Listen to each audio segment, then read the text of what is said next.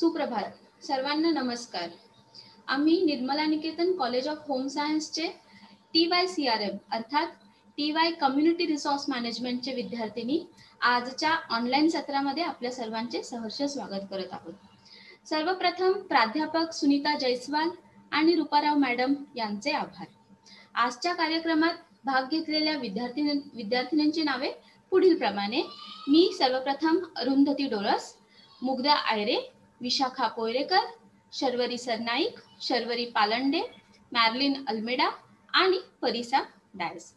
सुरुवात आजच्या प्रोग्रामला. लाभले आम्हास भाग्य बोलतो मराठी, जाहलो खरेच धन्य ऐकतो मराठी. आमुच्या मनामनात दंगते मराठी, आमुच्या रगारगात रंगते मराठी. असं अभिमानाने गाणाऱ्या सुरेश भटांच्या या ओळी अभिमानाने मांडणाऱ्या प्रत्येक मराठी मनाला आजच्या मराठी राजभाषा दिनाच्या हार्दिक शुभेच्छा. माझ्या मराठी मातीला नको म्हणू हीन दिन, माझ्या मराठी मातीला नका म्हणू हीन दिन. स्वर्ग लोकाहून थोर मला हिचे महिमान, स्वर्ग लोकाहून थोर मला हिचे महिमान.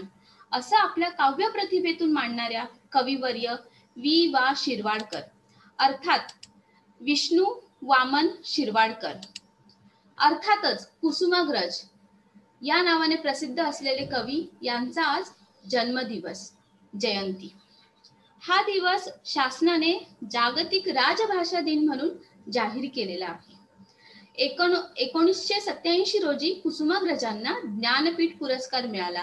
त्यावेळी शासनाने मराठी भाषा गौरव दिन साजरा करण्याचा निर्णय घेतला.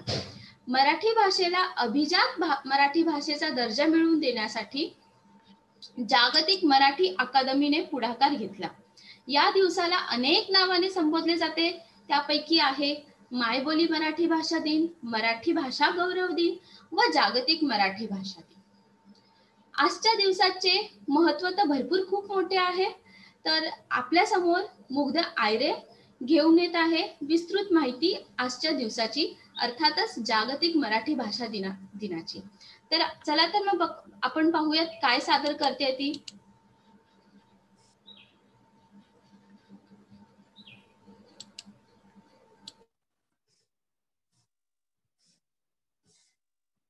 माझ्या मराठी मातीचा लावा ललटास टिळा, हिच्या संगाने जगातल्या दऱ्या खोऱ्यातील शिळा.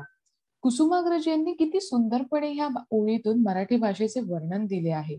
पहिलं तर सर्वांना मराठी भाषा दिनाच्या हार्दिक शुभेच्छा. मी मुग्धा आयरे या महाविद्यालयाची विद्यार्थिनी तुमचे स्वागत करते आजच्या ऑनलाईन कार्यक्रमात. आज आपण सर्व इथे मराठी भाषा दिवस साजरा करायला जमले आहोत. मराठी भाषा दिन म्हणजे जागतिक मराठी भाषा दिवस हा जगभरामध्ये मराठी भाषिक आणि मराठी प्रेमी भाषांकडून 27 फेब्रुवारीला साजरा करण्यात येतो. मराठीतले प्रसिद्ध कवी विष्णू वामन शिरवाडकर अर्थात सर्वांचे आवडते कवी कुसुमाग्रज यांच्या जन्मदिवशी हा दिवस मराठी भाषा दिन अर्थात मराठी दिवस म्हणून साजरा करण्यात येतो. बऱ्याच जणांना याची माहिती नसते.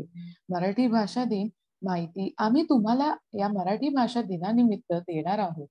मराठी भाषा दिन नक्की का साजरा केला जातो याची काही जणांना अजूनही माहिती नाही. नव्या पिढीला तर धड मराठी बोलतानाही येत नाही आणि लिहिण्याचे तर काही बोलले नाही तरच बरे. पण प्रत्येक मराठी भाषा असणाऱ्या व्यक्तीला मराठीचा सार्थ अभिमान असतो आणि असा मराठी भाषा दिन विशेष साजरा करण्यासाठी अर्थात आपला मराठी दिवस साजरा करण्यासाठी हा दिवस निवडण्यात आला आहे. मराठी भाषा दिनाचे संदेश ही आजकाल खूप प्रसिद्ध होत आहे.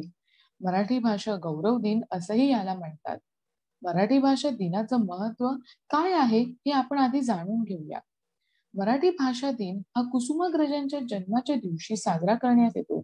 मराठी भाषेला अभिजात भाषेचा दर्जा मिळावा अशी समस्त मराठी जनांची मागणी आहे. माय मराठीचा प्रत्येकीला सार्थ अभिमान आहे. लाभले आम्हास भाग्ये बोलतो मराठी. सुरेश भटांच्या ह्या ओळी आपल्याला मराठीचा अधिक अभिमान जागृत करण्यासाठी नक्कीच पुरतात. खरं तर मराठी भाषेचा उगम हा उत्तरेकडे झाला असून मराठी भाषा ही मूळ आर्यांची भाषा आहे. साधारण 1500 वर्षांचे इतिहास जपणारी ही भाषा आहे. प्रामुख्याने ही भाषा भारताच्या दक्षिण भागेमध्ये विकसित झाली. मराठी भाषेचा पूर्व वैदिक, संस्कृत, पाली, प्राकृत, अपभ्रंश असा उत्क्रांत होत आता मराठी भाषा एका वेगळ्याच टप्प्यावर येऊन पोहोचली आहे. काळाप्रमाणे मराठी भाषा ही स्थळानुसार बदलत गेली. मराठी बोली भाषा आणि मराठी प्रमाण भाषा असे याचे भाग दिसून येतात. पण काही असलं तरी मराठी भाषा ही प्रत्येक मराठी माणसाचा अभिमान आहे. कवी कुसुमाग्रज यांनी महाराष्ट्राच्या सांस्कृतिक क्षेत्रामध्ये मोलाचे योगदान दिले. मराठी भाषा ही ज्ञानभाषा व्हावी यासाठी त्यांनी अथक परिश्रम घेतले. आपल्या मातृभाषेचे गौरव आणि कुसुमाग्रज यांच्या स्मृतीला अभिवादन म्हणूनच त्यांचा दिवस हा मराठी भाषा गौरव दिन म्हणून गौरविण्याचा आणि साजरा करण्याचा निर्णय 21 जानेवारी 2013 रोजी घेण्यात आला आणि तेव्हापासूनच हा दिवस मराठी भाषा दिन म्हणून साजरा करण्यात येतो. विष्णू वामन शिरवाडकर तथा तातासाहेब शिरवाडकर हे मराठी भाषेतील अग्रगण्य कवी, लेखक, नाटककार, कथाकार व समीक्षक होते. त्यांनी कुसुमाग्रज या टोपण नावाने कविता लेखन केले. ते आत्मनिष्ठ व समाजनिष्ठ जाणीव असणारे मराठीतले महत्वाचे लेखक. शिरवाडकरांचे वर्णन सरस्वतीच्या मंदिरातील देदीप्यमान रत्न असे करतात. वि. स. खांडेकर यांच्यानंतर मराठी साहित्यात ज्ञानपीठ पुरस्कार मिळवणारे ते दुसरे साहित्यिक. कुसुमाग्रजांची कणा ही कविता युवकांना स्फूर्ती देणारी आहे. मराठी भाषेचा अभिमान वाढवणारे आणि जागतिक पातळीवर मराठी संस्कृती जपणारे आणि वाढवणारे असे महिला क्रांतिकार बद्दल आपण आजच्या या विशेष दिवस निमित्त जाणून घेणार आहोत. चला तर बौद्धिक आणि प्रेरणादायक ज्ञानासाठी प्रारंभ करूया.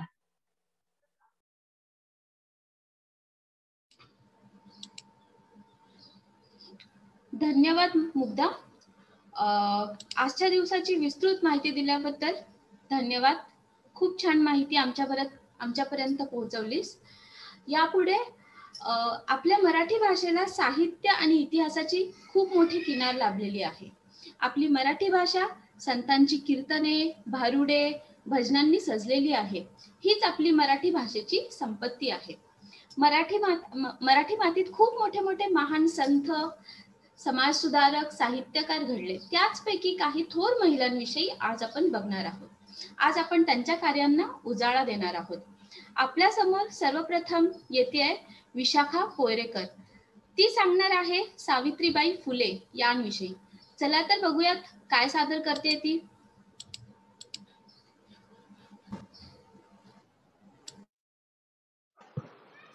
ज्या काळात स्त्रीला समाजात मानाचे स्थान मिळत नव्हते, शिक्षणापासून आणि स्वातंत्र्यापासून दूर ठेवून स्त्रीला स्वावलंबी आणि परतंत्र ठेवले जात होते, त्या काळात सावित्रीबाईंचा जन्म झाला.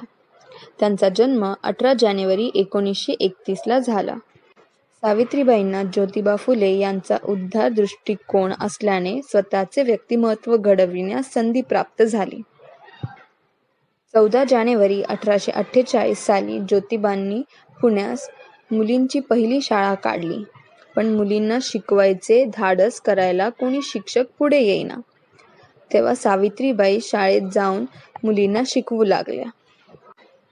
बायकांनी शिकणे हे महापाप आणि त्यांना शिकवणे हे तर महाभयंकर पाप असे त्या काळी सर्वच समाजात समजत असल्याने सावित्रीबाई शाळेत मुलींना शिकवायला जाऊ लागल्या की काही अतिकर्मठ लोक त्यांच्यावर दगड, शेण, चिखल वगैरे फेकीत. पण सावित्रीबाईंनी या सर्वच छळाला शांतपणे तोंड देऊन मुलींना शिक्षण देण्याचे कार्य चालू ठेवले. सावित्रीबाई आणि ज्योतिबा फुले यांनी नंतर 2 शाळा काढल्या. त्या व्यवस्थित चालल्या. पुणे येथील हे शिक्षण कार्य पाहून 1952 मध्ये इंग्रज सरकाराने फुले पतिपत्नींचा मेजर कँडी यांच्या हस्ते जाहीर सत्कार केला आणि त्या शाळांना सरकारी अनुदानही जाहीर केला. भारतातल्या मुलींना पहिल्या शाळेतील या पहिल्या शिक्षिकेने आपले शिक्षण देण्याचे व्रत चालूच ठेवले. सावित्रीबाईंनी ज्योतिबांच्या सर्व कार्यात हरिहरीने भाग घेतला. स्त्रियांनी शिकावे हे त्यांचे ब्रीदवाक्य होते. अनाथांना आश्रय मिळावा ही त्यांची कार्यक्षेत्र त्यांचे श्रद्धेने प्रभावी झाले. सामाजिक कार्यात पुढाकार घेणे हे त्यांचे ध्येय होते. त्यामुळे 1876 ते 1877 मधल्या दुष्काळात त्यांनी खूप कष्ट केले. पुढे 1897 मध्ये प्लेगची भयंकर साथ आली असताना त्यांनी आपल्या स्वतःच्या प्रकृतीचा पर्वा न करता प्लेगची लागण झालेल्यांसाठी काम केले. दुर्दैवाने त्या स्वतःच प्लेगच्या भीषण रोगाने बळी ठरल्या आणि 10 मार्च 1897 मध्ये त्यांचा मृत्यू आला. त्यांच्या थोर सामाजिक कार्याविषयीची कृतज्ञता म्हणून 1995 पासून 3 जानेवारी हा सावित्रीबाईंचा जन्मदिन हा बालिका दिन म्हणून साजरा केला जातो.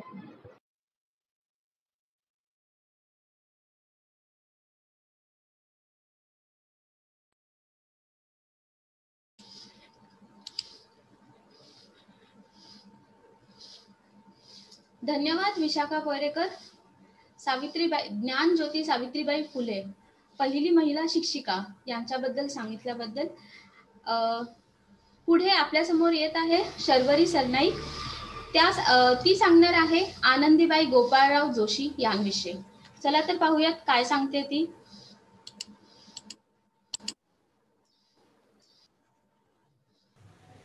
आनंदीबाई गोपाळ जोशी यांचे आयुष्य साहसाने व संघर्षाने भरलेले असून हृदयाला स्पर्श करणारे आहे. त्यांचे व्यक्तिमत्व त्या सर्व महिलांसाठी प्रेरणास्रोत आहेत ज्यांना मोठी मोठी स्वप्ने पाहायला आवडतात, पण समाजाच्या आणि कुटुंबाच्या भीतीने ते स्वतःला घराच्या 4 भिंतींमध्ये कैद करून ठेवतात. डॉक्टर आनंदीबाई गोपाळराव जोशी 1865 ते 1887 या काळात आनंदीबाई घडल्या. कल्याणमध्ये जन्मलेल्या यमुना इनामदार गोपाळराव जोशी यांच्याशी विवाहबद्ध झाल्यावर आनंदीबाई जोशी झाल्या. त्यांनी कल्याण, ठाणे, अलिबाग, कोल्हापूर, कोलकाता आणि अमेरिका असा प्रवास केला. तो काळ असा होता ज्या काळात महिलांच्याच नव्हे तर पुरुषांच्या शिक्षणाला देखील फारसे महत्त्व दिले जात नव्हते. अशा काळात आनंदीबाई गोपाळ जोशी यांनी आपले स्वप्न पूर्ण करण्याकरिता विदेशवारी केली व डॉक्टर ही पदवी प्राप्त केली. वयाच्या अवघ्या 21व्या वर्षी 1886 साली त्यांनी डॉक्टर ही पदवी प्राप्त करून केवळ आपल्या देशाचाच मान वाढवला नाही तर त्या सर्वांकरिता एक आदर्श ठरल्या. अगदी खडतर परिस्थितीवर मात करून व पतीच्या सहाय्याने आणि मार्गदर्शनाने आनंदीबाई गोपाळ जोशी यांनी भारताची पहिली महिला डॉक्टर होण्याचा मान मिळवला. त्यांच्या लहानग्या आयुष्यात त्यांनी केलेले हे कार्य प्रत्येक भारतीय स्त्रीसाठी एक आदर्श ठरले आहे. घराचा, देशाचा उंबरठा ओलांडून महिला डॉक्टर होण्याची गरज आनंदीबाई जोशी यांनी त्या काळीच ओळखली होती. कर्मठ रूढी परंपरांमध्ये अडकलेल्या समाजात त्यांचं हे पाऊल फार धाडसाचं आहे. डॉक्टर होण्याची गरज ओळखणं व त्यासाठी शिक्षण घेणं फार महत्त्वाचं आहे. निस्वार्थीपणाने समाजाला मदत करण्याची त्यांची ही भावना मला फार भावली आहे. त्याचबरोबर आपल्या निर्णयावर ठाम राहण्याची जिद्द प्रेरणादायी आहे. स्वतःच्या घरापासून, देशापासून दूर राहून त्यांनी वैद्यकीय शिक्षण पूर्ण केलं. त्यांच्या या कृतीमुळे सर्वांनाच मनोधैर्य मिळालं आहे. योग्य त्या वैद्यकीय उपचारांअभावी मूल दगावण्याचा मानसिक आणि शारीरिक ताण इतर महिलांच्या वाट्याला येऊ नये म्हणून त्यांचं पुढे येणं मला विशेष वाटतं. सलाम तुझ्या जिद्दीला, कर्तृत्वाला.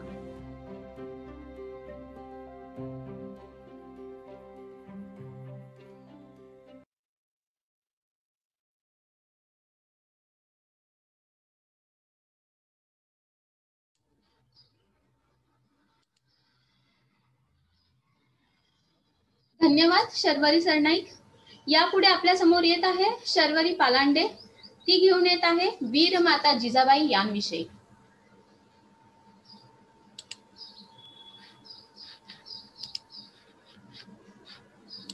अखंड स्वराज्याची माता म्हणजे राजमाता जिजाऊ.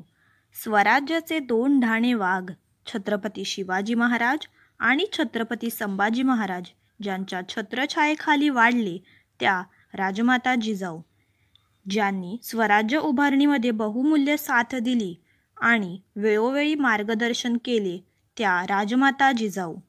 मुत्सद्दीपणा, नीतिमत्ता आणि बुद्धिमत्ता यांचा सुरेख संगम म्हणजे राजमाता जिजाऊ. माँसाहेब जिजाऊंबद्दल जेवढे बोलावे तेवढे कमीच. त्यांच्या महतीचे वर्णन करण्यास शब्दही अपुरे पडावेत.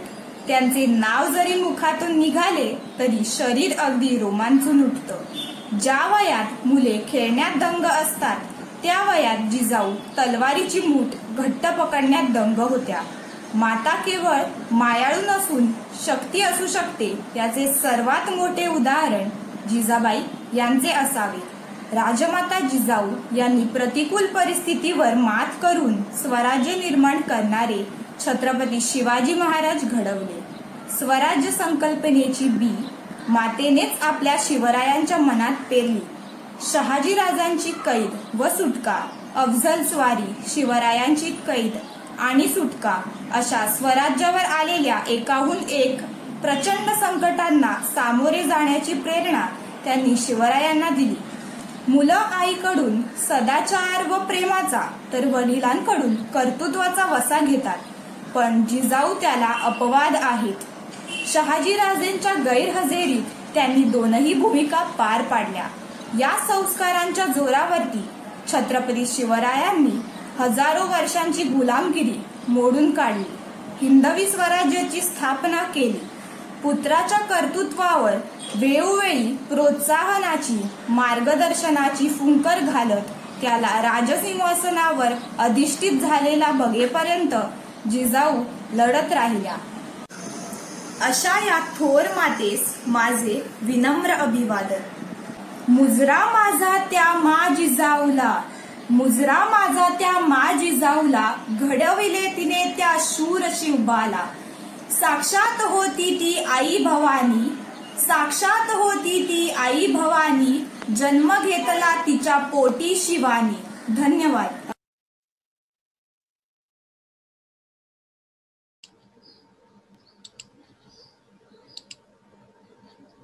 खूप छान शर्वरी. यापुढे आपण पाहणार आहोत मॅर्लिन अल्बेडा. ती घेऊन येत आहे रमाबाई रानडे यांविषयी.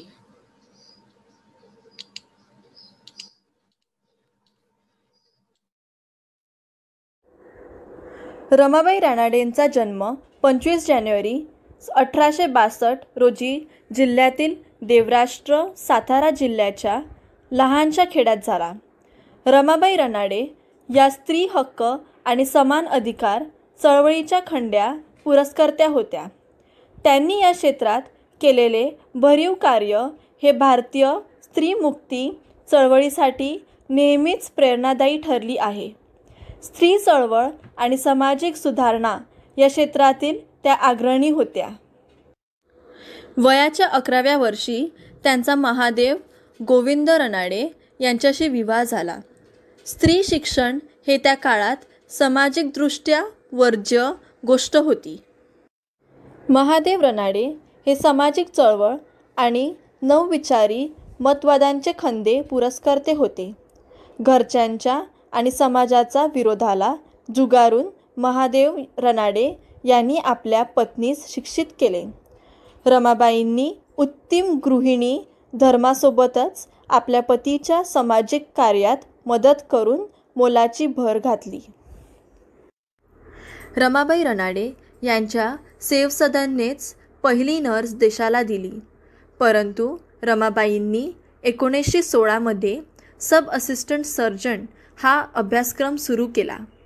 त्यासाठी विद्यार्थिनी मॅट्रिक पास व शास्त्रीय विषयाची प्राथमिक परीक्षा उत्तीर्ण असली पाहिजे ही अट होती. आजही नर्सिंग कोर्ससाठी वेगळी CET घेतली जाते. 100 वर्षापूर्वी ही सुरुवात रमाबाईंनी केली. केवढी दूरदृष्टी! 100 वर्षापूर्वी मुलींना शाळेतही जाण्यासाठी संघर्ष करावा लागायचा. तिथे पुढचं शिक्षण घेऊन त्यांना स्वतःच्या पायावर उभं करणं केवढं धाडसाचं काम, पण रमाबाईंनी ते 100 वर्षापूर्वी केलं. अनेकांची आयुष्य मार्गी लागली.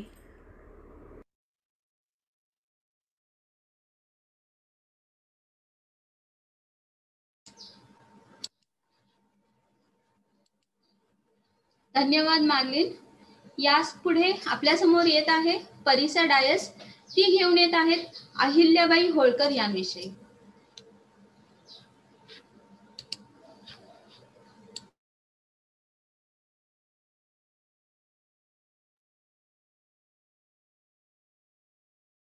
अहिल्यादेवीचा जन्म मे 31, 1725 रोजी महाराष्ट्राच्या अहमदनगर जिल्ह्यातील चवडी या खेड्यात झाला. त्यांचे वडील माणकोजी शिंदे हे त्या गावाचे पाटील होते. त्यांच्या मामाचे आडनाव मैदाड होते. स्त्री शिक्षण फारसे प्रचलित नसतानाही तिच्या वडिलांनी त्यांना लिहिण्या वाचण्यास शिकवले होते. अहिल्यादेवींचे पती खंडेराव होळकर हे 1754 कुम्हेरच्या लढाईत धारातीर्थी पडले. त्यांच्या मृत्यूनंतर सासरे मल्हाररावांनी अहिल्याबाईंना सती जाऊ दिले नाही. 12 वर्षांनंतर मल्हारराव होळकर हेही मृत्यू पावले. त्यानंतर अहिल्याबाई मराठा समाजाच्या माळवा प्रांतांचा कारभार बघू लागल्या. त्या लढाईत अहिल्यादेवी स्वतः सैन्याचे नेतृत्व करीत होत्या. पुढे त्यांनी तुकोजीराव होळकर यांची सेनापती म्हणून नेमणूक केली. इंग्रजी लेखक लॉरेन्स यांनी अहिल्याबाई यांची तुलना रशियाची राणी कॅथरीन, इंग्लंडची राणी एलिझाबेथ तसेच डेन्मार्कची राणी मार्गरेट यांच्याशी केली आहे. ही भारतातील माळव्याच्या जहांगीरदार असलेल्या होळकर घराण्याच्या तत्त्वज्ञानी राणी म्हणून ओळखल्या जातात. अहिल्याबाईंनी 1766 ते 1795 म्हणजे त्यांच्या मृत्यूपर्यंत माळव्यावर राज्य केले. अहिल्याबाई होळकर या उचित न्यायदानासाठी प्रसिद्ध होत्या. राणी अहिल्यादेवी यांनी भारतभरात अनेक हिंदू मंदिरे व नदीघाट बांधले. महेश्वर व इंदूर या गावांना सुंदर बनवले. त्या अनेक देवळांच्या आश्रयदात्या होत्या. त्यांनी अनेक तीर्थक्षेत्री धर्मशाळांचे बांधकाम केले. त्यात द्वारका, काशी, उज्जैन, नाशिक व परळी वैजनाथ यांचा प्रामुख्याने समावेश केला. अहिल्याबाईंना प्रजेस कल्याणकारी असे काम करण्याची आवड होती. असे होते हे दानशूर, धीट आणि धैर्यवान अहिल्याबाई होळकर.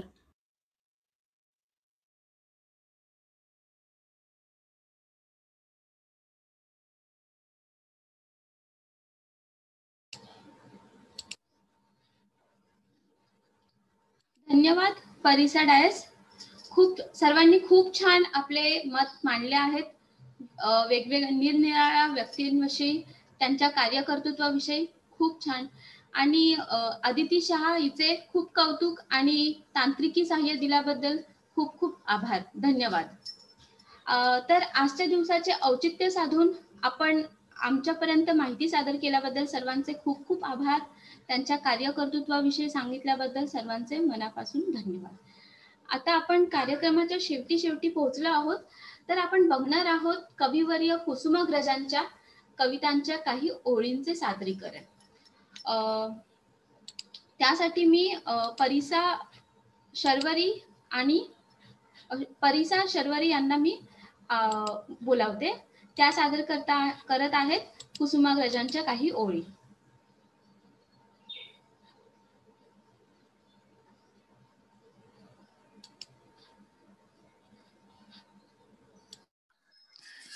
मी सादर करत आहे कणा. ओळखलत का सर मला पावसात आला कोणी, कपडे होते करदमलेले केसांवरती पाणी. क्षणभर बसला नंतर हसला बोलावरती पाहून, गंगामाई पाहुणी आली गेली घरट्यात राहून. माहेरवाशीन पोरीसारखी 4 भिंतीत नाचली, मोकळ्या हाती जाईल कशी बायको मात्र वाचली. भिंत खचली चूल विजली होते नव्हते गेले, प्रसाद म्हणून पापण्यांमध्ये पाणी थोडं ठेवले. कारभारणीला घेऊन संगे आता लढतो आहे, पडकी भिंत बांधतो आहे, चिखलगाळ काढतो आहे. खिशाकडे हात जाताच हसत हसत उठला, पैसा नको सर, जरा एकटेपणा वाटला. मोडून पडला संसार तरी मोडला नाही कणा, मोडून पडला संसार तरी मोडला नाही कणा. पाठीवरती हात ठेवून नुसते लढ म्हणा, पाठीवरती हात ठेवून नुसते लढ म्हणा. मी शर्वरी पालांडे आता स्वप्ननगरच्या सुंदर माझ्या सादर करीत आहे. स्वप्ननगरच्या सुंदर माझ्या राजस राजकुमारा, अपार माझ्या काळोखाला दिलास जीवन तारा. सुंदर आता झाली धरती, सुंदर नभहेवरती, वैराणावर उधळीत आला श्रावण सुंदर मोती. मनात माझ्या मोरपिसांचा फुलला रंग पिसारा, रात्र एक मी अथांग होते, नवता दीप कुशाला. जागही नव्हती निजही नव्हती, नव्हता अर्थ कशाला. हारपलेला या नौकेला गवसे आज किनारा.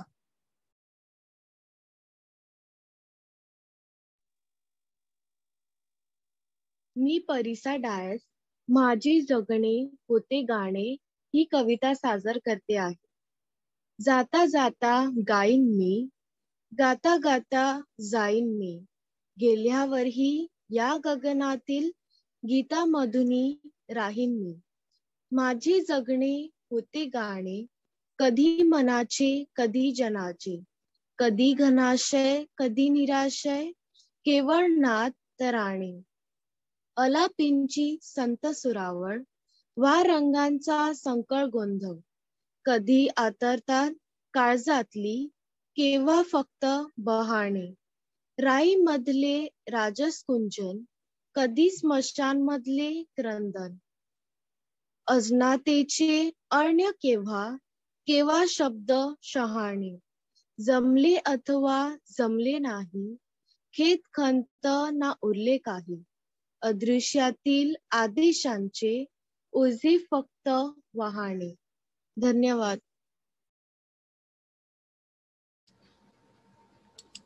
धन्यवाद. कुसुमाग्रजांच्या कविता सादर केल्या. त्यांनी आयुष्याच्या जगण्याचे सार, व्यक्तीच्या जगण्याचे सार त्यांनी कविताच्या ओळीत सादर केल्या आहेत. खूप छान. कार्यक्रमाच्या शेवटी आता जाता जाता पुन्हा एकदा सर्वांना मराठी भाषा दिनाच्या शुभेच्छा. ही मराठी आपली आहे, मराठी भाषा आपली आहे, तर आपण मराठी भाषा जपूयात, खुलवूयात आणि उमलू द्यात, आणि असेच मराठीवर प्रेम करत राहूयात आणि ही मराठी भाषा संवर्धन करूयात.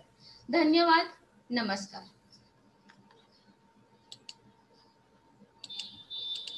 मॅम रेकॉर्डिंग करा स्टॉप.